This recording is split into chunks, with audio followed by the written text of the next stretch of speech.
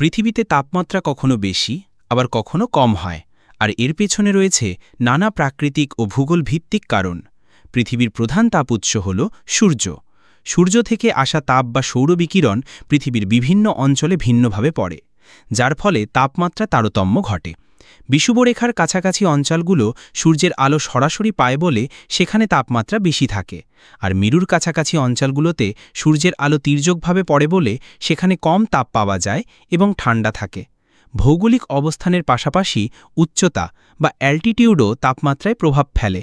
সমুদ্র পৃষ্ঠ থেকে যত ওপরে ওঠা যায় তাপমাত্রা তত কমে যায়, তাই পাহাড়ি এলাকা ও পর্বতমালায় সাধারণত ঠান্ডা আবহাওয়া বিরাজ করে।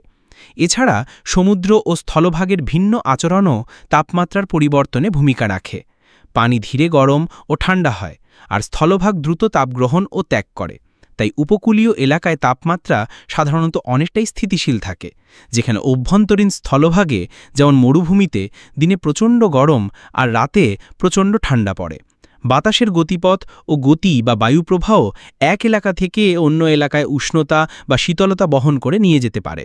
ঠান্ডা অঞ্চল থেকে আসা বায়ু কোনো উষ্ণ এলাকায় প্রবেশ করলে তা ঠান্ডা হতে শুরু করে, আবার উষ্ণ বায়ু ঠান্ডা অঞ্চলে গেলে তা উষ্ণতা বাড়ায়। মেঘ ও বৃষ্টিপাতের প্রভাবও তাপমাত্রার ওপর পড়ে। দিনের বেলায় যদি আকাশে ঘন মেঘ থাকে, তাহলে সূর্যের আলো সরাসরি মাটিতে পড়তে পারে না, ফলে আবহাওয়া ঠান্ডা থাকে।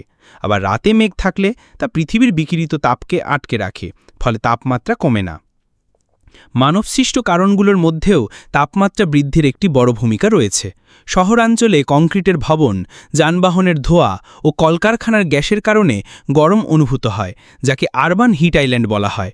অর্থাৎ শহরগুলো আশপাশের গ্রামীণ এলাকার তুলনায় বেশি গরম হয়। শিল্পায়ন, বন উজাড়, দূষণ ইত্যাদির কারণে পৃথিবীর গড় তাপমাত্রা দিন দিন বাড়ছে, যার ফলশ্রুতিতে জলবায়ু পরিবর্তনের প্রভাবও স্পষ্ট হচ্ছে। সব মিলিয়ে সূর্য থেকে আগত আলো, পৃথিবীর গঠন ও প্রকৃতি, জলবায়ু, বায়ুপ্রবাহ, মেঘমালা ও মানুষের কার্যকলাপ এসবই মিলে পৃথিবীর কোনো জায়গায় তাপমাত্রা বেশি বা কম হওয়ার কারণ সৃষ্টি করে।